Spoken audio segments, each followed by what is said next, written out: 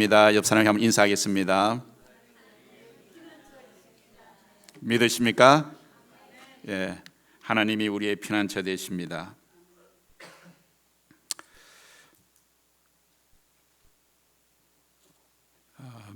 여러분들이 만약 오늘 밤 우리 잠자리에 들기 전에 전화 한 통을 한번 받았다고 하면 생각해 보시기 바랍니다. 그 전화는 어쩌면 병원에서 걸려온 전화일 수도 있고 또 자녀에게 예상치 못한 문제가 생겼다는 그런 소식일 수도 있습니다. 어쩌면 혹은 어디 직장에서 여러분 직장이 이제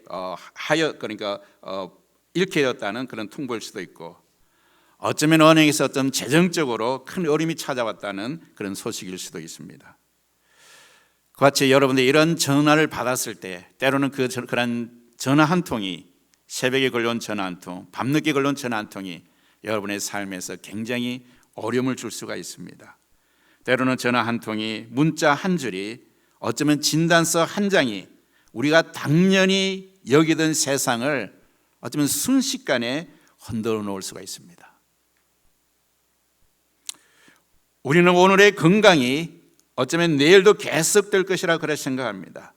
우리는 항상 가정도 재산도 지금이 있는 것처럼 우리의 계획들이 그대로 유지될 것이라고 항상 그런 위안을 가지고 살아가고 있습니다. 그러나 여러분, 인생을 조금만 살아본 사람들은 압니다. 우리의 인생이 어쩌면 생각보다 훨씬 쉽게 흔들릴 수 있다는 그런 사실을 말입니다. 여러분, 요즘 우리가 살아가는 세상도 여러분 마찬가지 않습니까? 세계 곳곳에서는 전쟁과 갈등의 그런 소식이 들려오고, 경제는 여전히 불안정하며 물가는 계속 오르고 있습니다. 정치적 갈등은 깊어지고 사람들의 마음은 점점 지쳐가고 있습니다. 그래서 현대인들은 많이 지쳐있는 하나의 군상이 되어가고 있습니다. 그래서 사람들은 끊임없이 우리에게 묻습니다. 앞으로 우리의 삶은 어떻게 될 것인가? 내 노후는 괜찮을까? 어쩌면 나의 직장은 괜찮을 것인가? 아니면 우리의 자녀들의 미래는 안전할까? 과연 이 세상은 어디로 흘러가고 있는 것일까? 우리의 주변의 환경을 바라보면서, 이때 이 시대를 바라보면서 때는 우리 자신을 반추하면서 우리에게 끊임없이 그러한 질문들이 우리의 마음속에서 들려옵니다. 그런데 가만히 생각하면 우리를 가장 불안하게 만드는 것은 우리의 주변이 아니에요. 우리의 상황이 아닙니다. 우리에 일어난 그런 전쟁 자체도 아니고 경제적인 자체도 아니며 어쩌면 나오는 건 질병 자체도 아닙니다. 우리를 가장 불안하게 만드는 것은 우리 마음 깊은 곳에 자리한 한 가지 질문 때문입니다. 나는 과연 어디에서 안전하게 숨을 수 있는가? 과연 나의 막다른 골목 속에서 나는 과연 어디로 피할 수 있는가? 사실 여러분, 인간의 역사는 어쩌면 피난처를 찾아온 역사라고 해도 과언이 아닙니다. 사람들은 저마다 자신만의 피난처를 만들며 살아가고 있습니다. 지금도 여전히 그렇게 하고 있습니다.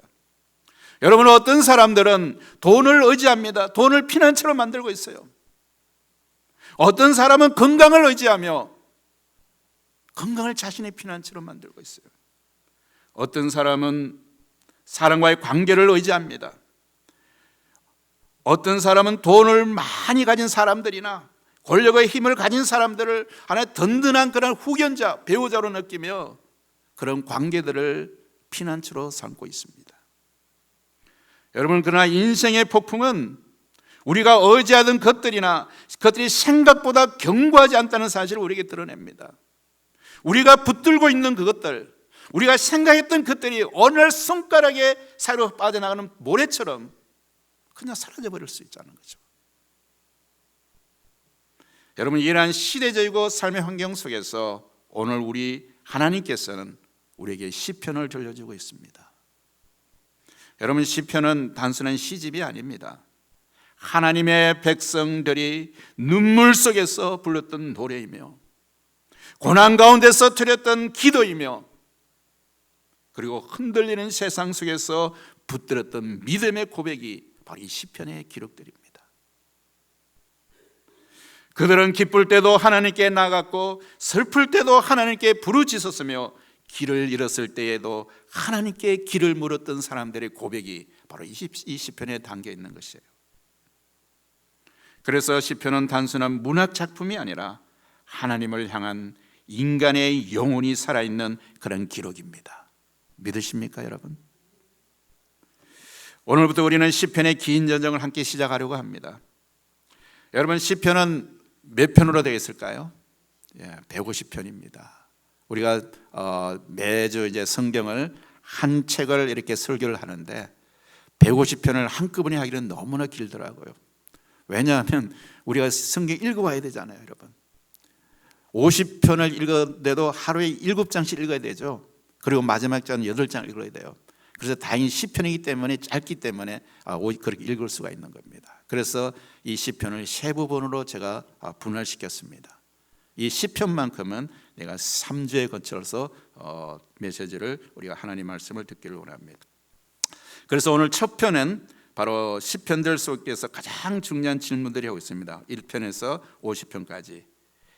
그 제목은 흔들리는 세상 속에서 하나님의 사람은 어디에 서야 하는가. 이것이 시편 1편에서 50편까지 쭉 흐르고 있는 하나의 맥락입니다. 그리고 그 질문에 대한 가장 선명한 대답 가운데 하나가 오늘 우리가 읽은 시편 46편에 담겨 있습니다. 여러분, 그렇다면 시편 기자는 이 흔들리는 세상 속에서 과연 무엇을 우리에게 말하고 있을까요, 여러분? 오늘 본문은 우리를 세 장면으로 우리를 인도합니다. 그것은 바로 흔들리는 세상입니다. 그리고 흔들리지 않는 하나님, 그리고 하나님의 앞에서 새롭게 변화되는 우리의 모습을 오늘 우리 시편 46편에서 우리는 보게 될 것입니다. 여러분, 이 세 장면을 통해서 하나님께서 우리를 어떻게 참된 평안과 피난처로 초대하시는지 함께 살펴보기를 원합니다. 첫 번째는 이 시대는 바로 피난처가 필요합니다. 여러분, 많은 사람들이 시편 46편을 믿음의 피난처의 노래라고 이렇게 정의하고 있습니다. 여러분, 이 시편은 세상이 흔들릴 때, 나라가 흔들릴 때에, 가정이 흔들릴 때에, 심지어 내 마음이 흔들릴 때에도 하나님께서 자기 백성을 향해 주시는 그런 말씀들이라는 겁니다. 그 말씀이 어떤 말씀입니까? 하나님이 계속해서 우리에게 주시는 말씀은 두려워하지 말라는 거예요. 두려워하지 말라. 내게로 오라. 내가 너의 피난처가 되리라. 하나님께서 우리 이 메시지를 우리에게 계속 주고 있는 그 시편을 통해서 세상 속에서 피할 길 없이 방하는 여러분들을 향해서 하나님께서는 두려워하지 말라. 그리고 나에게 오라. 내가 너의 피난처가 되어 주리라. 이 고백이 바로 오늘 본문 전체를 여는 하나의 선언입니다. 여러분, 시편 46편 놀라운 선언으로 이렇게 시작하고 있습니다. 오늘 1절에 보니 이렇게 말씀하고 있지 않습니까? 하나님은 우리의 피난처시오. 선언하고 있어요, 여러분. 힘이시니 환난 중에 만날 큰 도움이시라. 여러분, 이 시편을 열면서 어떤 문제를 가지고 설명하고 그것을 어떤 해석하려고 하지 않습니다, 여러분. 선을 선포를 하고 있는 거예요. 선포를 하고 있는 거예요. 무엇을 선포하고 있습니까? 하나님을 선포하고 있는 거예요. 때로는 우리가 어떤 문제에 있으면 그것을 설명하려고 그래요. 뭔가를 갖다 끼워 맞춰서 이 사람들을 이해시키고 설득하려고 그래요. 그런데 시편 기자는 오늘 우리에게 주시는 말씀 먼저 선포하고 있는 거예요. 무엇을? 하나님에 대해서. 왜냐하면 우리가 하나님을 바로 알면 문제는 모두 해결됩니다. 하나님을 바로 알면. 하나님 어떤 하나님이십니까? 우리의 피난처시여 우리의 힘이시라고 말씀합시다. 그렇기 때문에 환난 중에 만날 큰 도움이시라고 그랬어요. 환난을 만나는 사람은 어떻게 됩니까? 우왕좌왕할까요, 여러분? 어디에서 도움이 올 것인가? 오늘 시편 우리에게 말합니다. 하나님이 우리의 피난처고 우리의 힘이라고 합니다. 우리의 도움이시라고 말합니다. 상황을 분석하기 전에 먼저 하나님을 시편은 고백합니다. 왜냐하면 하나님이 누구신가를 알 때만이 우리가 이 현실을 바르게 해석할 수 있기 때문입니다. 하나님 없이 우리에 대한 이 현실을 우리가 우리 스스로 해석하고 우리 스스로 설명하고 우리 스스로 이것을 해결해 보려고 할 때 문제는 더 꼬이게 되는 거예요, 여러분. 그런데 여기서 한 가지 질문을 우리가 하게 됩니다. 왜 시인은, 왜 이 시편 기자는 갑자기 피난처라는 그런 단어를 꺼냈을까요? 왜 피난처라는 단어를 꺼냈을까요? 여러분, 이 피난처라는 것은 어떤 어감이 있습니까? 여러분, 이 피난처를 말이라는 말을 들었을 때 어떤 느낌이 들까요, 여러분? 여러분, 이 피난처라는 것은 우리가 평안할 때는 찾는 곳이 아니에요, 여러분. 내가 평안하고 내가 잘 나갔을 때는 우리의 피난처는 전혀 우리에게 관계없는 것처럼 잊어버리고 살아요, 여러분. 그렇다면 피난처란 말은 뭡니까? 우리의 상황들이 힘들다는 거예요, 여러분. 우리에게 위험이 있을 때에 찾는 곳이에요, 여러분. 다시 말해서 시편 기자는 지금 한 가지 전제를 우리에게 가지고 있는 거예요, 여러분. 무엇이냐? 인생은 피난처가 필요한 세상이라는 겁니다, 여러분. 인생은 피난처 필요한 세상이다. 그리고 이 사실을 설명하기 위해서 시인은 세계의 강렬한 그림을 우리에게 제시하고 있습니다. 오늘 시편을 쭉 읽어 나가 보면 이런 표현들이 있지 않습니까? 땅이 변하든지, 그리고 산이 흔들려 바다 가운데 빠지든지, 바닷물이 솟아나고 뛰놀든지, 이런 표현으로 우리에게 메시지를 주고 있는 겁니다. 여러분, 먼저 땅은 무엇입니까? 여러분, 땅이라는 것이,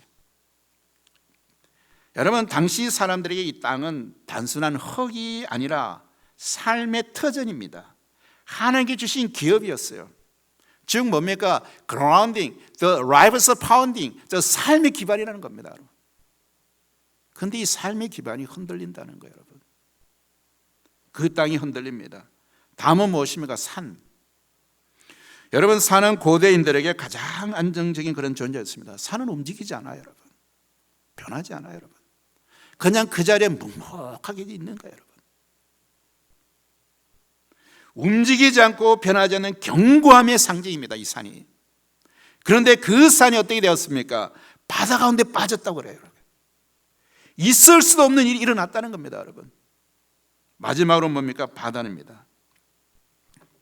여러분, 바다는 고대 히브리인들에게 바다는 낭만이 아닙니다. 우리는 뭐 바닷가에 가서 쭉 앉아 낭만을 이야기하겠지만, 고대 히브리인들의 바다는 낭만이 아니라 혼돈과 두려움의 상징이었습니다. 인간이 통제할 수 없는 힘의 세계가 바로 이 바다에 있는 거예요, 바다. 여러분, 이 세 가지 이미지를 통해서 시편 기자가 말하는 것은 여러분 자연재해가 아닙니다, 여러분. 그는 시편 기자 우리에게 말씀하고 있는 것은 그는 인간 존재 전체의 붕괴를 우리에게 말하고 있는 거예요, 여러분. 삶의 기반 전체가 흔들리는 경험을 시적으로 묘사하고 있는 것이 바로 이 표현인 겁니다, 여러분. 우리가 의지하던 땅이 흔들리고 절대로 무너지지 않을 것 같던 산이 무너지고 혼돈의 파도가 삶을 덮치는 그 순간입니다. 여러분, 이것은 이스라엘 역사 속에서도 반복적으로 경험된 현실이 아닙니까? 우리가 성경을 꾸준히 읽어보면 이스라엘 백성들은 어떤 그런 삶의 여정을 갖고 있습니까? 역사적인 여정을. 애굽의 노예 생활 속에 있었습니다. 홍해 앞에서 길이 막혔을 때 정말 안절부절 못하던 그런 시간도 있었습니다. 아수르의 침공에서 나라가 뺏겨지고 백성들이 뿔뿔이 흩어졌던 그런 역사적인 그런 아픔도 있습니다. 바벨론이 예루살렘을 무너뜨렸을 때 하나님의 백성도 동일한 질문 앞에 서야 했습니다. 우리가 서 있다고 믿었던 세계는 정말 안전한가? 믿음이 있다고 해서 여러분 폭풍이 사라지는 것은 아닙니다, 여러분. 오히려 믿음의 사람들은 똑같이 흔들리는 시대를 통과해야만 했습니다. 그와 같이 오늘 우리도 다르지 않습니다. 우리가 사는 시대 역시 지금 많이 흔들리고 있습니다. 경제는 불안하고 가정은 흔들리고 가치는 무너지고 마음은 점점 더 지쳐갑니다. 이제 얼마 전에 이란과 미국의 전쟁이 종전했다고 그러는데, 그렇지만 그 종전 후에 회복하는 시간들은 엄청나게 많이 걸릴 거예요, 여러분. 그동안 유가가 폭락하고 경제가 많이 힘들어졌잖아요. 예전에는 직장만 있으면 안정된 삶이라고 생각했지만 이제는 그렇지 않습니다, 여러분. 이 시대가 너무나 복잡해졌어요, 여러분. 은퇴를 준비해도 불안하고 건강을 관리해도 불안합니다. 여러분, 의학은 계속해서 발전했지만 그렇다고 질병이 사라집니까? 의학이 발전할수록 우리가 알지 못하는 바이러스와 질병은 더 많이 생기고 있지 않습니까? 기술은 발전했지만 외로움은 더 깊어지고 정보는 넘쳐나지만 평화는 점점 더 사라지고 있습니다. 우리는 모든 것과 연결되어 있다고 생각했지만 어디에도 우리는 머물지 못하는 시대를 살고 있습니다. 많은 것과 연결되어 있지만도 우리는 더 고립되어진다는 것이죠. 그래서 현대인은 연결되었지만 불안한 존재가 되었습니다. 마치 거대한 공항에서 환승을 기다리는 사람과 같습니다. 여러분, 공항은 어떻습니까? 분주해요. 여러분, 그곳에 공항에 머무는 사람은 없을 거예요. 여러분, 공항이 아무리 시설이 좋고 아무리 좋다 그래도 공항에서 사는 사람은 없을 거예요. 여러분, 그와 같이 우리의 인생이 공항과 같습니다. 이 땅이 공항과 같은 것이죠. 모든 것이 있지만 아무것도 집이 되지 않는 그런 공간입니다. 그런데 문제는 우리가 이 세상을 집처럼 착각한다는 것입니다. 돈이 나를 지켜줄 것이라고 생각하고, 건강이 나를 지켜줄 것이라고 생각하고, 관계가 나를 지켜줄 것이라고 생각하며 영원한 집처럼 이곳에 영원히 머물 것이라고 사람들은 착각하며 산다는 것이죠. 언젠가는 떠나야 되는데, 그러나 여러분, 어느 날 폭풍이 오면 그 시간은 깨닫게 됩니다. 내가 피난처라고 생각했던 것들이 사실은 피난처가 아니었다는 사실이죠. 어쩌면 하나님께서 우리 인생에, 어쩌면 여러분의 인생 가운데서 고난을 통해서, 어려움을 통해서 여러분의 그 삶의 기반이 흔들리는 그런 기회를 주는 것은, 어쩌면 이 세상이 영원하지 않다는 것을, 이 세상의 것은 흔들릴 수밖에 없다는 것이고, 이 세상은 피난처가 아님을 여러분이 보여주는 것이라고 저는 믿습니다. 우리가 의지하던 거짓 피난처를 내려놓고 참된 피난처를 찾도록 부르시는, 어쩌면 그 고난을 통해서 하나님의 부르심은 아닐까요, 여러분? 그래서 시편 기자는 현실을 숨기지 않습니다. 오히려 가장 정직하게 현실을 이렇게 바라봅니다. 그러나 바로 그 현실 속에서 우리가 한 가지 중요한 진리를 붙들게 됩니다. 인생은 피난처 없이 살아갈 수가 없다. 그리고 이 고백이 우리를 다음 질문으로 이끕니다. 그렇다면 흔들리는 이 세상 속에서 과연 우리가 찾아야 할 참된 피난처는 어디일까요, 여러분? 어디겠습니까, 여러분? 둘째로 하나님이 피난처가 되십니다. 여러분, 시편 기자는 이제 완전히 다른 장면을 우리에게 보여주고 있지 않습니까? 여러분, 첫 번째 대지에서 우리는 세상이 흔들리는 그런 모습을 보았습니다. 땅이 변하고 산이 흔들리고 바다가 요동하는 그런 혼돈의 그런 세계를 우리에게 보여주었습니다. 그러나 이제 시편은 우리를 전혀 다른 곳으로 우리를 이끌고 있습니다. 한 시내를 우리에게 보여주고 있어요, 여러분. 한 시내. 오늘 4절에 보니까 한 시내가 있어 나니여 홀로 하나님의 성을 기쁘게 하도다. 여러분, 여기서 중요한 변화가 일어납니다. 여러분, 세상은 여전히 흔들리고 있지만 시편 기자의 시선은 하나님이 계신 곳으로 옮겨지고 있는 거예요, 여러분. 세상이 여전히 흔들리고 있어요. 산이 무너지고 땅이 흔들리고 바다가 우리의 삶을 훔치고 오는 건데, 그런데 시편 기자의 눈이 이제는 시내를 향하고 있는 거예요, 여러분. 성경은 이것을 하나님의 성이라고 부릅니다. 여러분, 이것은 단순한 지리적 장소가 아닙니다. 이곳은 바로 하나님의 성, 하나님의 임재가 있는 곳이에요. 하나님의 임재가 있는 곳. 하나님의 임재가 머무는 자리, 하나님이 다스리는 그런 영역인가요, 여러분? 그리고 그곳에는 한 가지 중요한 특징이 있습니다. 세상에는 없는 흐름이 있어요. 바깥 세상은 파도가 요동치고 있지만 하나님의 성에는 한 시내가 흐르고 있습니다. 한 시내가. 이 시내는 인간이 만든 강이 아닙니다. 끊어지지 않는 하나님의 공급이 있는 곳이에요, 여러분. 말하지 않는 언어가 있는 그런 시내예요, 여러분. 흔들리지 않는 그런 생명의 흐름이 바로 이 시내에 있는 것입니다. 하나님의 임재가 있는 곳. 그래서 시편은 말합니다. 지극히 높으시니가 그하시는 성이 흔들리지 아니하리라고 5절은 말하고 있습니다. 여기서 중요한 단어가 바로 무엇입니까? 바로 그하신다는 거예요. 그하신다는 거. 하나님은 멀리 계신 분이 아닙니다. 하나님 우리 가운데 계세요, 여러분. 거하신다는 거예요. 흔들리는 세계 한가운데서 하나님은 거하시는 분이에요. 거하시는 분. 세상이 흔들리는 이유는 하나님이 없어서가 아니라, 하나님이 떠났어가 아니라, 하나님이 계심에도 불구하고 인간이 하나님의 계시는 그 사실을 잊고 있기 때문이에요. 우리의 주변이 아무리 흔들리고 무너져도 하나님의 임재하신 그곳을 우리가 알고 있다면 우리는 환경을 바라보지 않고 환경 너머에 계신 하나님을 바라봄을 통해서 우리는 이 잔잔한 시내와 같은 그런 삶을 살게 되는 거예요.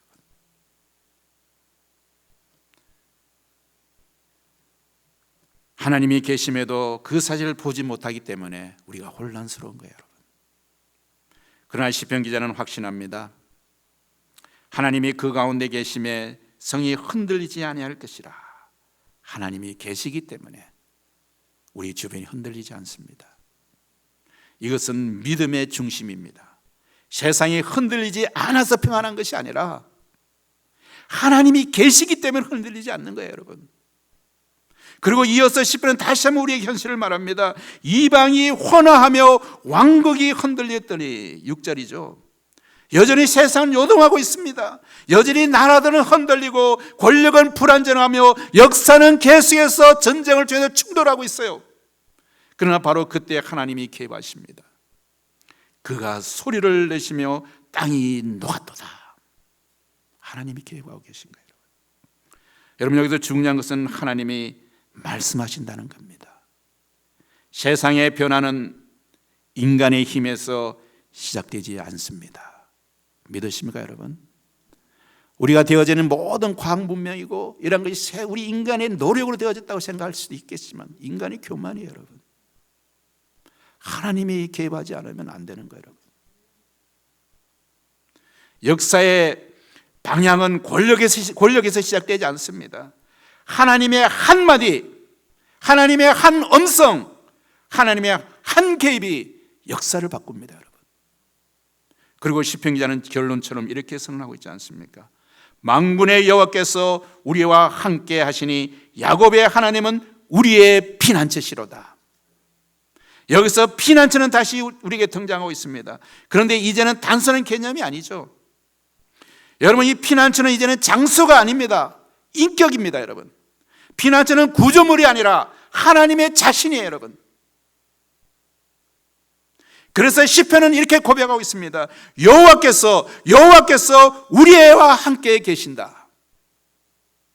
이것이 복음의 핵심입니다, 여러분. 하나님이 멀리 계신 것이 아니라 하나님이 우리와 함께 계신다는 그런 사실. 세상이 흔들릴 때에도 하나님 우리와 함께 계십니다, 여러분. 하나님은 흔들리지 않으시고 오히려 우리 가운데 계신 것입니다. 그래서 결론은 분명합니다. 하나님은 단지 피난처를 제공하시는 분이 아닙니다, 여러분. 전혀 친히 하나님께서 우리의 피난처가 되시는 분이에요, 여러분. 그래서 세 번째, 하나님이 임하실 때에 우리는 멈춤의 힘을 배우게 됩니다. 시편 46편의 마지막 장면은 매우 인상적입니다. 지금까지 우리는 세 가지 흐름을 보았습니다. 첫 번째는 세상이 흔들리는 모습을 보았습니다.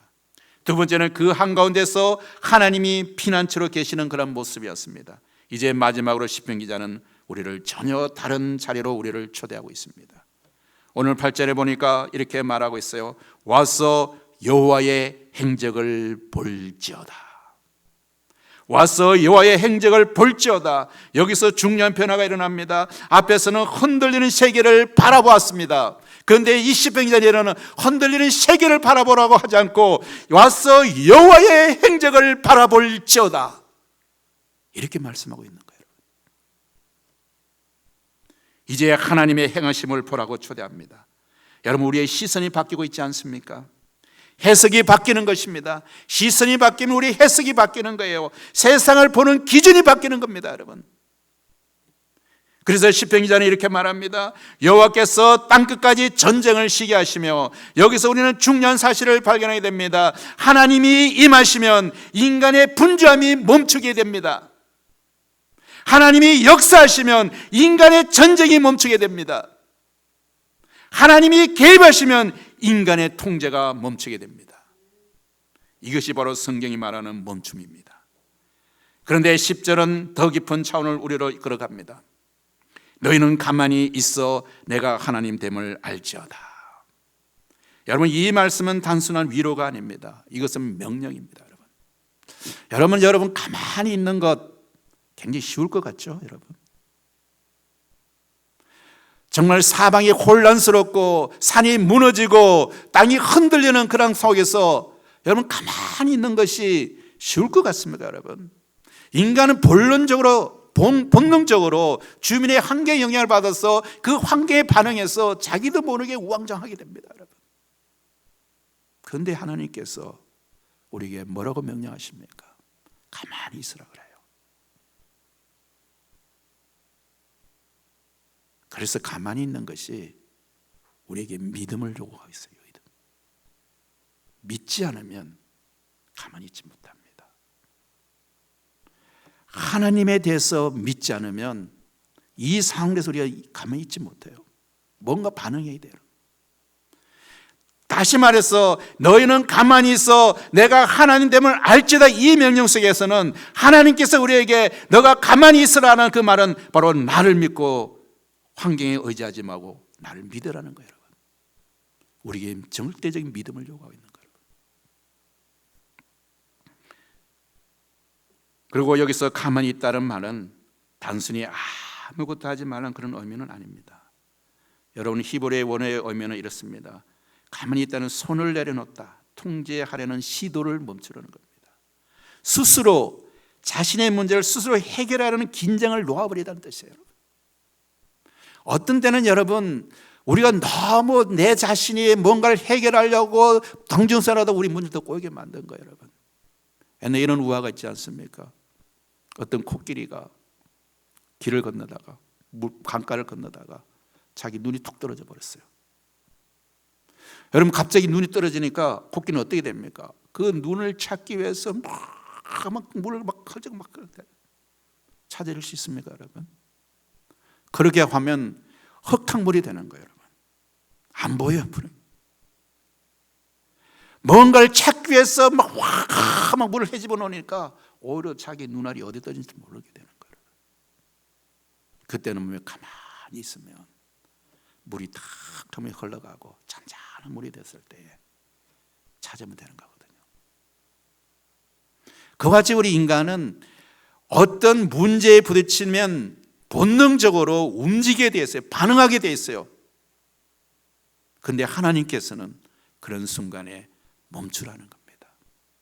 우리에게 믿음을 요구해요. 멈추는 이유가 뭡니까? 나를 믿으라는 거예요. 여기서 뭐라고 말씀하십니까? 가만히 있으라는 것은 내가 하나님 됨을 알지어다.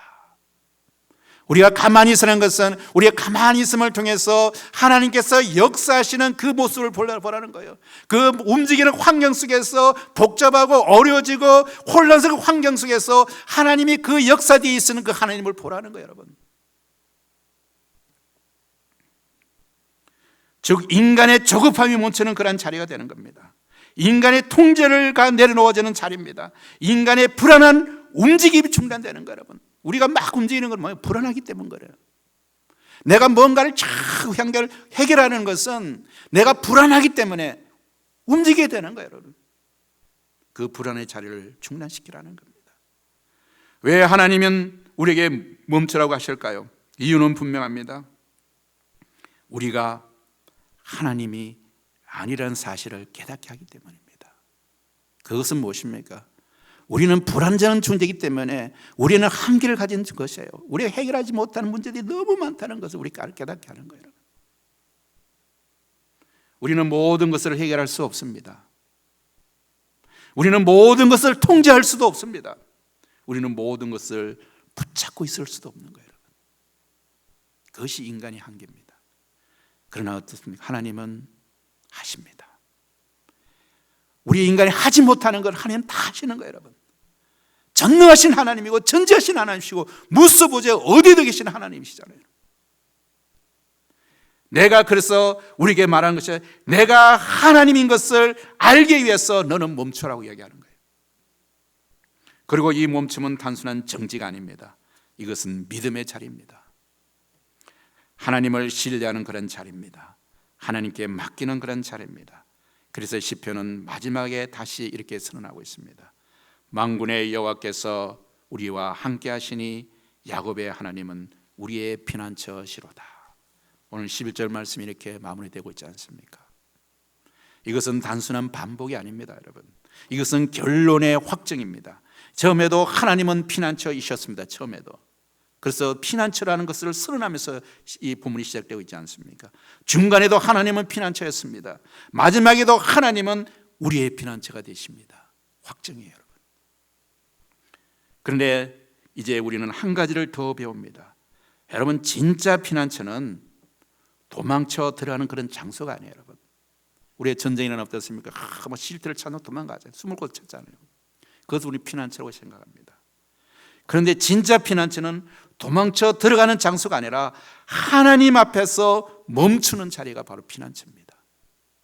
세상은 더 빨리 움직이라고 우리에게 유혹하고 있어서 더 빨리 움직이라고 그래요. 더 열심히 하라고 그러고. 그래서 밤낮 우리가 잠도 자지 않고 열심히 뛰어서 남들보다 앞서기 위해서 경쟁하며 살아가는 세상이에요. 그런데 하나님께서는 우리에게 멈추라고 이야기해요. 어디에서? 하나님 앞에서. 하나님은 세상은 더 빨리 움직이라고 말하고 더 많이 해결하라고 말하고 더 강하게 붙잡으라고 말하지만 그러나 하나님은 반대로 우리에게 말씀하십니다. 멈추라. 그리고 내가 하나님됨을 알라. 봐서 이것이 시편 46편이 우리에게 주는 가장 깊은 바로 초청의 말씀입니다. 피난처는 단지 숨는 곳이 아니라 하나님 앞에서 다시 서는 그런 자리가 바로 피난처입니다. 하나님을 하나님으로 인정하는 그런 자리가 우리의 피난처가 되는 거예요, 여러분. 어떤 화가가 평안이라는 그런 주제로 그림을 그렸습니다. 사람들은 당연히 이렇게 생각했습니다. 이 평안이란 말에 그 이미지가 잔잔한 호수가 있고 그리고 고요한 숲이 있으며 따뜻한 햇살과 푸른 하늘이 평안이라는 그런 이미지의 좋은 이미지라고 생각했습니다. 그래서 사람들은 그러한 장면일 거라고 기대했습니다. 그런데 화가가 완성한 그림은 전혀 달랐습니다. 그 그림 속에는 거대한 폭풍이 있었습니다. 하늘은 번개로 갈라지고 바람은 나무에 꺾이고 폭풍은 무섭게 쏟아지고 있는 그런 것을 평안이라는 제목으로 그림을 그렸습니다. 여러분, 누가 봐도 평안은 그리가 먼 그런 장면이었습니다. 그런데 그 거대한 폭풍 한가운데에 바이텀 아주 작은 공간에 한 마리의 작은 새가 앉아 있었습니다. 그 새는 놀라지 않았습니다. 날아가지도 않았습니다. 오히려 조용히 눈을 감고 그 자리에서 쉬고 있었습니다. 사람들이 화가에게 물었습니다. 아니, 이게 어떻게 평안입니까? 폭풍인데요. 그러자 화가는 이렇게 대답했습니다. 평안은 폭풍이 없는 상태가 아닙니다. 평안은 폭풍 속에서도 안전한 자리를 아는 것입니다. 여러분, 이 말의 뜻을 아십니까? 평안은 폭풍이 없는 상태가 아니라 평안은 폭풍 속에서도 안전한 자리를 아는 것이라는 것이죠. 여러분, 세상은 평안한 곳이 없어요, 여러분. 우리가 말하는 건 평안이 없어요. 세상은 흔들리고 있어요. 무너지고 있어요. 그런 것에 우리가 평안을 찾기 힘든 거죠. 그런데 그러한 흔들림 속에서도 우리가 평안을 갈 수 있다는 것이죠. 성도 여러분, 시편 46편이 바로 그러한 그림입니다. 땅이 흔들리고 산이 무너지고 바다가 요동치는 그 한가운데서도 하나님은 여전히 우리 가운데 계십니다. 그리고 하나님은 말씀하십니다. 너희는 가만히 있어 내가 하나님됨을 알지어다. 여기서 우리는 깨닫게 됩니다. 피난처란 폭풍이 사라진 곳이 아니라 폭풍 한가운데서 하나님을 만나는 자리라는 것입니다. 그래서 시편 기자는 우리를 그 자리로 초대합니다. 하나님은 우리의 피난처시오 힘이시니 환난 중에서도 만날 큰 도움이시라. 우리는 여전히 흔들리는 세상 속에 살아가게 됩니다. 세상은 흔들리면 멈추지 않을 것입니다. 우리의 마음도 여전히 흔들릴 것입니다. 그러나 중요한 것은 폭풍이 우리의 삶에 있느냐 마느냐 그 유무가 아니라 중요한 것은 우리가 그 폭풍 속에서 우리가 어디에 서 있느냐는 것입니다. 여러분, 거짓된 피난처를 붙들고 흔들리는 삶으로 살아갈 것인가? 아니면 하나님 안에 머물며 참된 안식을 누리는 그런 삶으로 들어갈 것인가? 시편 46편은 우리에게 그 결정을 강요하는 그런 말씀이 아닙니다. 오히려 사랑으로 부르시는 하나님의 초대의 말씀입니다. 두려워하지 말라, 내게로 오라, 내가 너희 피난처가 되겠다. 이것이 오늘 우리에게 주시는 말씀이에요. 그리고 그 초대에 응답하는 사람은 상황이 완전히 바뀌지 않아도, 문제가 즉시 사라지지 않아도 마음 깊은 곳에부터 세상이 줄 수 없는 평안을 경험하는 그런 사람이 될 것입니다. 그런데 사랑하는 성도 여러분, 시편 42편 말하는 이 피난처는 단순히 고라자순의 신앙 고백으로 끝나지 않았습니다. 여러분, 시편 기자는 하나님이 우리와 함께 하신다고 노래했지만 하나님께서는 그 약속을 훨씬 더 놀라운 방식으로 우리에게 보여주고 있습니다. 하나님은 멀리 계신 분으로 머물지 않으십니다. 마침내 어디에서 시작됩니까? 예수 그리스도 안에서 우리 가운데 오셨습니다. 성경은 그분의 이름을 임마누엘, 곧 하나님이 우리와 함께 계신다고 부릅니다. 시편 46편이 노래했던 바로 그 임재의 하나님께서 예수 그리스도 안에서 우리 가운데 거하신 것입니다. 그러므로 이제 우리의 피난처가 어떤 장소가 아닙니다. 우리의 피난처는 한 분의 인격에 달려 있습니다. 죄 가운데서도, 고난 가운데서도, 죽음의 그림자에서도 우리를 품으시는 예수 그리스도이십니다. 십자가는 하나님께서 우리에게 열어주신 영원한 피난처가 되십니다. 이제 그러므로 사랑하는 성도 여러분, 이제 조용히 우리의 마음이 그 자리로 임하기를, 향하기를 바랍니다. 아무 소리도 없는 것 같지만 가장 안전한 그 자리로, 아무것도 해결되지 않은 것 같지만 가장 깊은 평안이 있는 자리로, 그것이 바로 하나님이 우리를 부르시는 바로 그 피난처, 바로 십자가에 있는 예수 그리스도입니다. 그리고 언젠가 우리의 인생을 돌아보게 될 때에 우리를 지켜준 것은 폭풍의 날들이 아니라 폭풍 속에서도 우리를 떠나지 아니하셨던 하나님, 곧 임마누엘 되신 예수 그리스도이심을 여러분 고백하게 될 것입니다. 이렇게 한번 고백했으면 좋겠습니다. 하나님은 우리의 피난처시요 힘이시니 환난 중에 만날 큰 도움이시라. 이 고백으로 세상으로 나가서 여러분 승리하시기 바랍니다. 기대하겠습니다. 사랑과 은혜가 풍성하신 아버지 하나님, 오늘 말씀을 통해서 세상이 흔들리고 우리의 삶이 흔들리고 우리의 마음이 흔들릴 때에도 하나님이 여전히 우리의 힘이시며 환난 중에 만날 큰 도움이 되심을 믿습니다. 주님, 우리는 종종 돈과 건강과 사랑과 세상의 안전함을 피난처로 삼으며 살아왔음을 고백합니다. 그러나 그것들이 결코 우리를 끝까지 지켜줄 수 없음을 깨닫게 하시고 오직 하나님만이 우리의 참된 피난처가 되심을 알게 하여 주셔서 감사합니다. 폭풍이 사라져서 평안을 얻는 것이 아니라 폭풍 한가운데서도 하나님을 바라보며 믿음으로 서게 하시고 가만히 있어 내가 하나님됨을 알지어라 하신 주님의 음성을 듣게 하여 주옵소서. 특별히 우리 가운데 두려움과 염려 가운데 있는 성도들을 붙들어 주시고 질병과 경제적 어려움과 가정의 문제와 미래에 대한 불안 속에서도 하나님께 피하게 도와주옵소서. 무엇보다 임마누엘 되신 예수 그리스도를 우리에게 보내주셔서 감사드립니다. 죄악과 사망의 권세 가운데 있던 우리를 십자가의 은혜로 품어주시고 영원한 피난처가 되어주신 주님을 더 깊이 사랑하게 하여 주옵소서. 이 한 주간도 세상은 흔들릴지라도 우리의 마음은 하나님 안에 거하게 하시고 어디에 있든지 하나님은 우리의 피난처시요 힘이시라는 믿음의 고백으로 우리의 삶의 노래가 되게 하여 주옵소서. 언제가 우리의 인생을 돌아볼 때 우리를 지켜준 것은 폭풍이 없었던 날들이 아니라 폭풍 속에서도 우리를 떠나지 않으시던 하나님심을 기쁨으로 고백하게 하옵소서. 우리의 영혼의 피난처 되시는 예수 그리스도의 이름으로 기도드리옵나이다. 아멘.